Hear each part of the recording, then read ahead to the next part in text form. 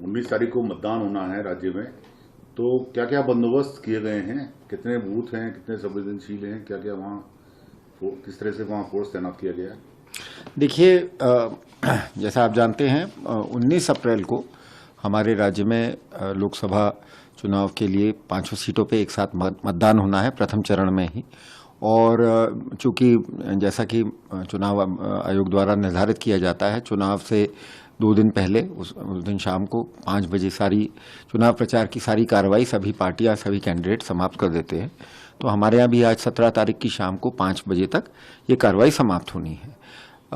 इस चुनाव के लिए जो भी माननीय चुनाव आयोग के समय समय पर निर्देश आए थे और जो मॉडल कोड ऑफ कंडक्ट है, उसके हिसाब से पुलिस विभाग ने पूरी तैयारी की है।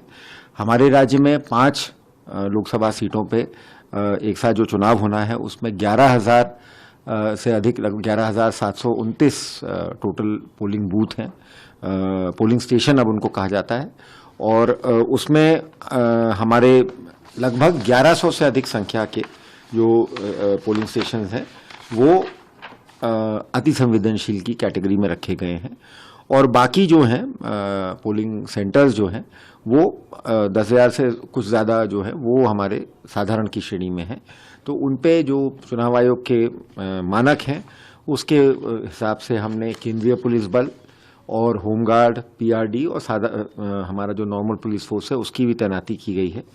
कुल मिला के जो हमारे पास फिगर लगभग 46,000 अलग अलग मतलब विंग्स के पुलिसकर्मी, मतलब सिविल पुलिस के, आर्म पुलिस के, पीएसी के, सेंट्रल आर्म पैरामिलिट्री फोर्सेस के, अपने होमगार्ड्स, पीआरडी, अन्य राज्यों से भी इसमें कई सारा पुलिस बल आया है। तो लगभग 46,000 कर्मी इस मतदान की प्रक्रिया को शांतिपूर्वक करवाने में हमारे डिप्लॉयड रहेंगे। इसमें बस मैं यही कहना चाहूँगा कि हमारे पूरे पिछले जब से आचार संहिता लागू हुई है, पूरा उत्तराखंड पुलिस डिपार्टमेंट ने माननीय चुनाव आयोग के निर्देशन में जो हमारे मुख्य चुनाव अधिकारी हैं उनके निकट पर्यवेक्षण में और जो भी समय समय पे उनके दिशा निर्देश मिलते हैं हमको, उसके अनुसार हमने सारी तैयारी कर ली है। और हमारा उत्तराखंड का पुराना इतिहास रहा है कि यहाँ पे हमेशा बड़े शांतिपूर्ण और सौहार्दपूर्ण वातावरण में चुनाव हुए हैं।